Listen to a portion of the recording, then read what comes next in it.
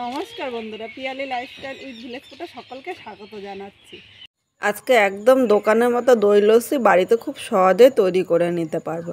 ভিডিওটা স্কিপ করবে না, এই গরমে কিন্তু দুর্দান্ত হতে চলেছে। তাহলে আমি কিভাবে করলাম চলো দেখে নেওয়া যাক। এখানে আমি প্যাকেট দই নিয়েছি, এটা হলো 500 গ্রামের দইয়ের প্যাকেট। দইটা কিন্তু খুব ভালো, আর যাদের বাড়িতে দুধ নেই বা দই তৈরি করতে পারে না তারা কিন্তু এই প্যাকেট দইটা দিয়েও করতে পারে, দুর্দান্ত লাগবে।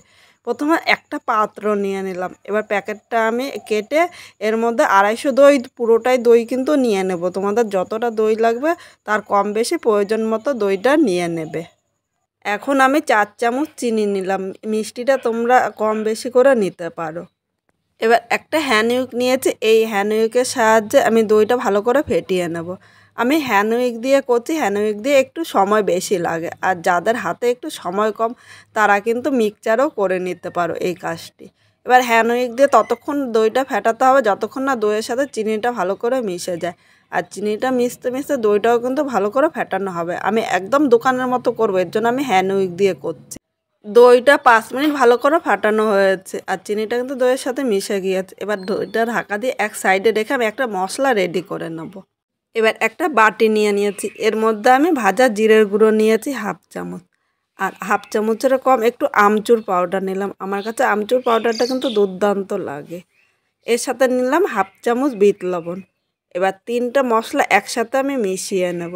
আমার কাছে ভাজা জিরের গুঁড়ো ছিল তাই আলাদা করে কিন্তু ভাজলাম না, আর তোমাদের কাছে যদি ভাজা জিরের গুঁড়ো না থাকে তাহলে কিন্তু এর সাথে জিরের গুঁড়ো একটু ভেজে নিতে পারো। আর এই 3টে মশলা একসাথে তৈরি করে রাখবে, আর এইভাবে তৈরি করে কিন্তু অনেক দিন ঘরে রাখা যায়। এবার এই মশলাটা আমি এক সাইডে রেখে দিলাম। আবারও দইয়ের পাত্রটা নিলাম, আমি আরও 2 থেকে 3 মিনিট ফেটিয়ে নেব। দইটা কিন্তু এখানে সুন্দরভাবে ফেটানো হয়েছে, আর এইভাবে করলে কেউ বুঝতেই পারবে না যে দইটা বাড়িতে তৈরি করা হয়েছে। 3 মিনিট দইটা ভালো করে ফেটিয়ে নিয়েছি।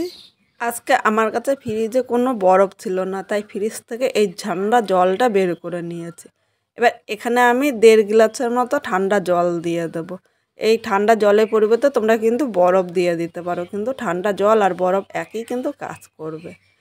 এবার এখানে 1/2 চামচের তো কম একটু বিট লবণ দিয়ে দিলাম, এর সাথে সামান্য সাদা লবণ দিলাম। আমি এখানে 2টো লবণ মিশিয়ে দিয়েছি, তোমরা ইচ্ছে করলে শুধু বিট লবণ দিয়েও করতে পারো বা সাদা লবণ দিয়েও করতে পারো, কিন্তু 2টো লবণ দিয়ে খেতে দুর্দান্ত লাগবে। এর সাথে আমি 1/2 লেবু নিলাম, লেবুর রসটা পুরোটাই দিয়ে দেবো। এখানে আমি গন্ধরাজ লেবু নিয়েছি তাই গন্ধটা কিন্তু দুর্দান্ত আসবে। এবার এই লস্যির সাথে সব কিছু একবার ভালো করে আবার মিশিয়ে নেব। এবার 3 থেকে 4 মিনিট দইটা ভালো করে ফাটাতে হবে। যত দইটা ভালো করে ফাটানো হবে এই লস্যিটা খেতে কিন্তু ততটাই ভালো লাগবে। লস্যিটা তৈরি হয়ে গিয়েছে, এবার একবার তোমাদের টেক্সচারটা দেখাচ্ছি। দেখো এরকমই হবে, খুব বেশি পাতলা বা খুব বেশি কিন্তু ভারী করিনি, এরকম মিডিয়াম করে নিতে হবে। এবার আমি 2টো গিলাস নিলাম, গিলাসের মধ্যে এই লস্যিটাও আমি ঢেলে নিলাম। বন্ধুরা, প্রতিদিনের মতো আজকে আবার তোমাদের মনে করিয়ে দিলাম, আমার আজকের এই ভিডিওটা যদি ভালো লাগে তাহলে একটা লাইক ও কমেন্ট করো। নতুন কোনো বন্ধু যদি আমার ভিডিওটি দেখতে আসে, ভালো লাগলে একটা লাইক কমেন্ট করো আর সাবস্ক্রাইব করে আমার পাশে থাকো, যাতে নতুন নতুন ভিডিও আপলোড করলে সবার আগে নোটিফিকেশান আপনার কাছে পৌঁছিয়ে যায়। এবার যে মশলাটা আমি রেডি করে রেখেছিলাম এর উপর দিয়ে আমি ছড়িয়ে দিলাম। 2টো গিলাসও দিয়ে দিতে পারো, আর যারা সাদা লস্যি পছন্দ করো তারা এই মশলাটা স্কিপ করতে পারো, কিন্তু মশলাটা দিয়ে এই লস্যিটা খেতে দুর্দান্ত লাগে। তাহলে আমার এই রেসিপিটা পুরোটা দেখার জন্য অসংখ্য ধন্যবাদ তোমাদের।